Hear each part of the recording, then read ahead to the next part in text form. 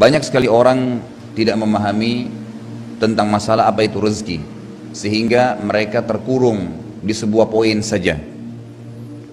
Mereka menganggap rezeki itu hanya masalah materi atau duit saja. Dan ini pemahaman yang sangat fatal, sehingga mereka akhirnya tidak pernah mensyukuri rezeki-rezeki yang cukup banyak.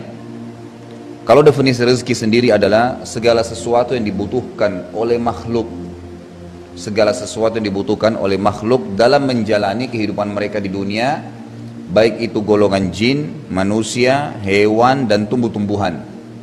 Itu rezeki. Sekali lagi, segala sesuatu yang dibutuhkan oleh makhluk dalam menjalani kehidupan mereka di dunia, baik itu dari golongan jin, manusia, tumbuh-tumbuhan, dan hewan. Ini rezeki. Rezeki itu kata para ulama seperti ibarat sebuah pohon, yang pohon itu ada buahnya berjatuhan dan ada yang bergelantungan. Kalau rezeki yang berjatuhan itu yang sering kita temukan tanpa ada upaya pun, seperti misalnya udara yang dihirup, air hujan yang sekarang sedang turun misalnya, maka dia menimpa tumbuh-tumbuhan, tanah yang kering, lalu tumbuh. Kita nggak ada upaya di situ. Mungkin air yang tersedia, semua yang dipakai untuk minum misalnya atau mandi, maka semua ini tidak ada upaya-upaya khusus untuk mengambilnya.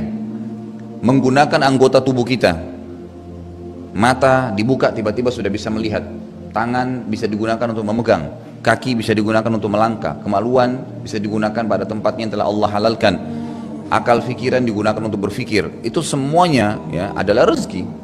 Adalah rezeki. Nah, itu fasilitas kebutuhan kita, di mana Allah Azza wa Jalla siapkan, masuk dalam kategori rezeki yang bergeletakan seperti buah yang sudah jatuh dari pohonnya tinggal dipungut saja. Ada rezeki yang tidak bisa didapatkan oleh seorang makhluk atau hamba kecuali dengan cara dia naik ke pohonnya.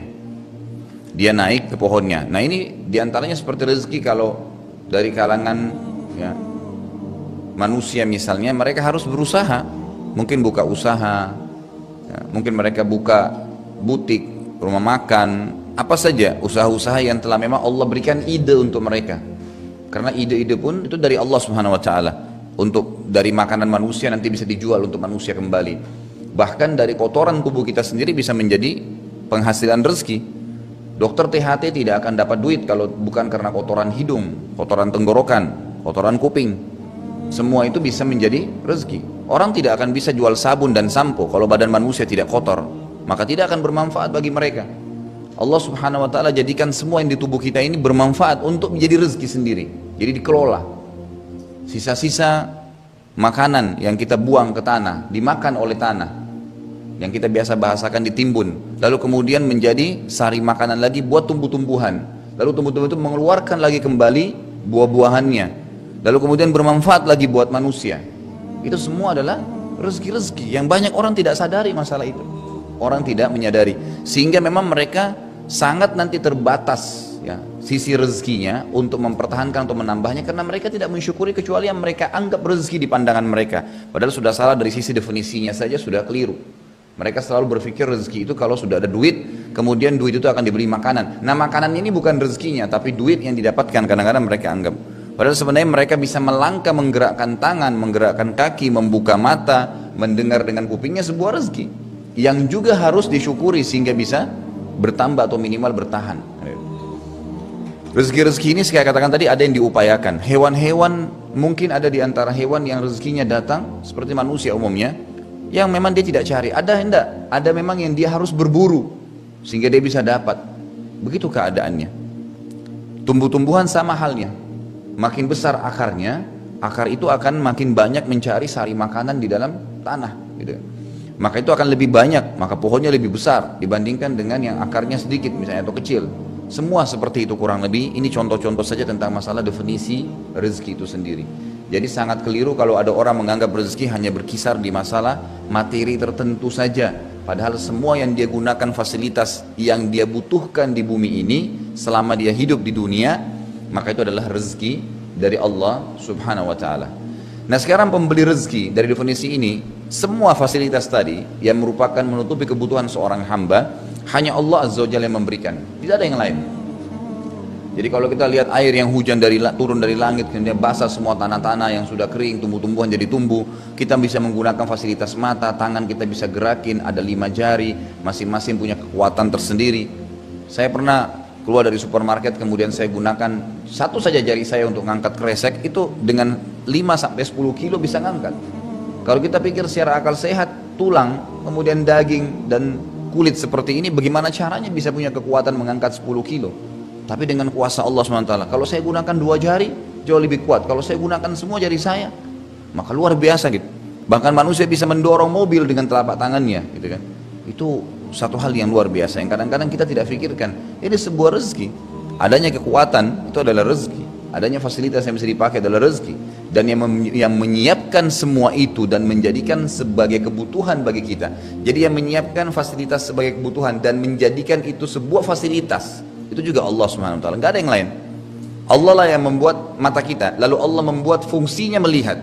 Allah menciptakan kuping kita sebagai rezeki buat kita, dan Allah yang menciptakan juga dia berfungsi untuk melihat. Kalau cuma diciptakan saja bentuknya begini lalu tidak ada fungsinya, maka tidak akan bermanfaat.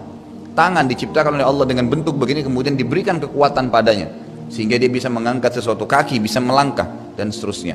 Jadi ini semua adalah bentuk rezeki, dan tidak ada yang memberikan rezeki tersebut, menyiapkan semua fasilitas dan untuk seluruh makhluk kecuali Allah Azza wa Jalla. Jadi sangat sempit kalau ada orang mengatakan rezeki itu hanya materi tertentu, apalagi kalau dia mencari rezeki itu kepada selain yang menciptakan dia dan rezeki yang dia butuhkan serta seluruh makhluk ini. Seperti banyak orang masih pergi ke kuburan, pergi minta-minta kepada makhluk yang sama dengan dia. Akhirnya makhluk itu memberikan syarat-syarat yang juga syarat itu sama berputar di makhluk lagi, gitu kan. Tidak ada manfaat yang sama sekali mereka dapatkan. Baik, kita dengarkan dari mana dalilnya bahwasanya memang yang Razzaq, pemberi rezeki itu, dan mengatur semua ini, dan yang menjadikan rezeki itu bisa ada fungsinya masing-masing hanyalah Allah Subhanahu wa taala. Allah jelaskan dalam surah Az-Zariyat. Surah Az-Zariyat ini urutan 51 dalam Al-Qur'an, ayat 56 sampai 58. Jadi 3 ayat ini Allah Subhanahu wa taala ya saling bersambung satu sama yang lain, terutama ayat 58-nya menjelaskan bahwasanya hanya Allah Azza wa Jalla yang menyiapkan fasilitas tadi itu, menciptakannya, menjadikannya sebagai rezeki. Jadi berfungsi semuanya. A'udzubillahi minasyaitonirrajim.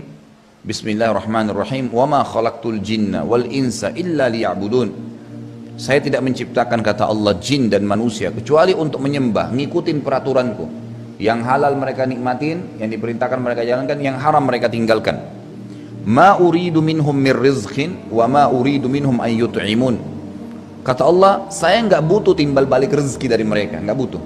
Bukan berarti kita dikasih makan lalu kita kasih makan juga Allah, enggak. Allah enggak butuh itu. Allah enggak butuh menyiapkan kita sawah sehingga kita bisa bercocok tanam, bisa menanam padi, kemudian hasilnya kita kasih ke Allah, enggak. Allah enggak butuhin itu. Allah enggak butuh respon kembali rezeki yang sudah dikasih. Maksudnya dengan benda atau fisik yang sama. Allah enggak butuh, dan Allah tidak butuh juga diberikan makan apa yang sudah kita makan. Kalau kita bercocok tanam, Allah nggak butuh kita kasih tanah itu sebagian untuk Allah sebagai penciptanya. Allah nggak butuh juga hasilnya dari padi tadi. Allah nggak butuh juga pada saat kita masak makanan padi tersebut lalu kita kasih ke Allah. Allah nggak butuh semua. Allah mengatakan, ma uridu minhum min rizq. Saya tidak butuh rezeki dari mereka, tidak butuh timbal balik unsur fasilitas tadi. Wa ma uridu an yut'imun. Saya tidak butuh juga untuk mereka berikan hasil masakan mereka kepada saya, nggak butuh. Jadi Allah SWT tidak mengatakan, Allah siapin tapi Allah tidak butuhkan. Apa kata Allah di ayat 58 tadi, itu ayat 57 ya. Innallaha huwar razzaqu dzul quwwatil matin. Sesungguhnya hanya Allah lah Razzaq. Razzaq ini sama yang sering saya tekan-tekan adalah siga mubalaghah, sesuatu yang melampaui batas dalam bahasa Arab. Jadi kalau dikatakan rizqun itu berarti sesuatu fasilitas. Kalau raziq berarti pembeli rezeki tapi pada item-item tertentu. Tapi kalau dikatakan Razzaq berarti dia menyiapkan semuanya dan continue terus, tidak pernah berhenti. Pohon ini habis buahnya, musim lagi buah lagi gitu. Hujan selesai, orang butuhan turun lagi hujan. Kita tidur selesai, tubuh kita tidur semua, bangun mata tetap berfungsi lagi kembali, tangan berfungsi, kaki terus berfungsi. Jadi Razzaq itu kata ulama tafsir adalah zat yang luar biasa sempurnanya, menciptakan, memfungsikan, dan mempertahankan. Terus begitu, fasilitas. Jadi itu makna Razzaq bukan hal yang ringan, tapi hal yang luar biasa bobotnya, gitu kan? Maka Allah mengatakan, Innallaha huwar Razzaq, Dzul Quwwatil Matin, ditambah lagi, dan dia adalah sekuat-kuat tempat untuk bersandar dan bergantung. Enggak butuh bergantung kepada selain Allah Azza wa Jalla.